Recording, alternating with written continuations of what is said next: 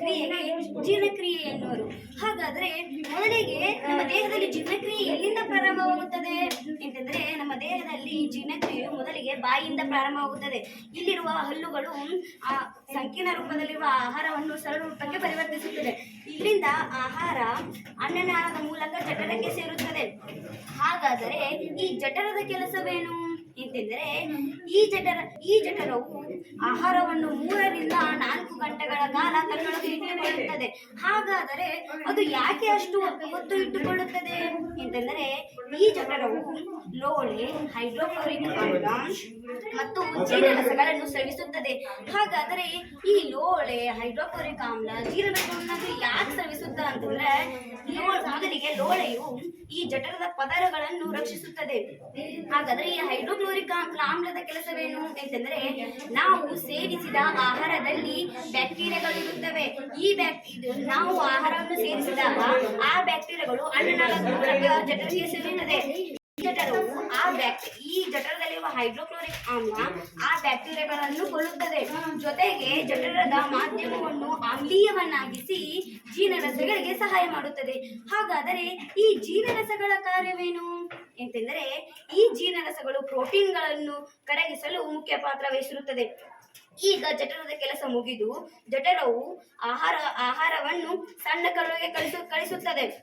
ಹಾಗಾದರೆ ಈ ಸಣ್ಣ ಕರುಳು ಹೇಗಿರುತ್ತದೆ, ಇದರ ಕೆಲಸವೇನು ಏಕೆಂದರೆ, ನೀವು ನೋಡ್ತಿರೋ ಹಾಗೆ ಈ ಸಣ್ಣ ಕರುಳು ಸುರುಳಿಯಾಗಿ ಸುತ್ತಲ್ಪಟ್ಟಿರುತ್ತದೆ. ಹಾಗಾದರೆ ಇದರ ಕೆಲಸವೇನು ಎಂತೆಂದರೆ, ಇದು ಈ ಯಕೃತ್ ಮತ್ತೆ ಮೇದೋಜೀರಕಾಂಗಗಳ ರಸಗಳನ್ನು ಸ್ರವಿಸುತ್ತದೆ. ಹಾಗಾದ್ರೆ ಈ ಯಕೃತ್ ಮತ್ತು ಮೇದೋಜೀರಕಾಂಗಗಳ ರಸ ಯಾವ ರಸವನ್ನು ಬಿಡ್ತವೆ ಅಂತಂದ್ರೆ, ಈ ಯಕೃತ್ ಜಠರದ ಮೇಲುಗಡೆ ಭಾಗದಲ್ಲಿ ಇರುತ್ತದೆ. ಇದು ದೇಹದ ದೊಡ್ಡ ಗ್ರಂಥಿ ಅಂತಲೂ ಕೂಡ ಕರೆಸಿಕೊಂಡಿದೆ. ಹಾಗಾದರೆ ಇದು ಏಕ ಅವಶ್ಯಕ ಅಂತಂದ್ರೆ, ಇದು ಪಿತ್ತರಸವನ್ನು ಕರಗಿಸಲು ಬಹಳ ಮುಖ್ಯವಾಗಿದೆ. ಹಾಗಾದ್ರೆ ಇದು ಮೇದೋಜೀರಕಾಂಗ ರಸವನ್ನು ಕೂಡ ಸ್ರವಿಸುತ್ತ. ಹಾಗಾದ್ರೆ ಈ ಮೇದೋಜೀರಕಾಂಗ ಜಠರದ ಕೆಳಭಾಗದಲ್ಲಿರುತ್ತ.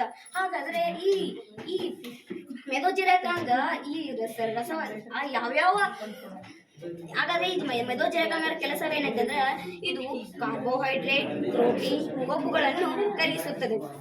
ಹಾಗಾದರೆ ಈ ಜಠರವು ಆಹಾರವನ್ನು ಹೇಗಿರಿಕೆ ಮಾಡುತ್ತದೆ ಎಂತೆಂದರೆ, ಈ ಜಠರವು ಒಳಭಿತ್ತಿಯಲ್ಲಿ ಸುಮಾರು ಬೆರಳಿನಾಕಾರದ ರಚನೆಗಳನ್ನು ಹೊಂದಿರುತ್ತದೆ. ಇದಕ್ಕೆ ವಿಲ್ಲೆಗಳು ಎನ್ನುತ್ತೇವೆ.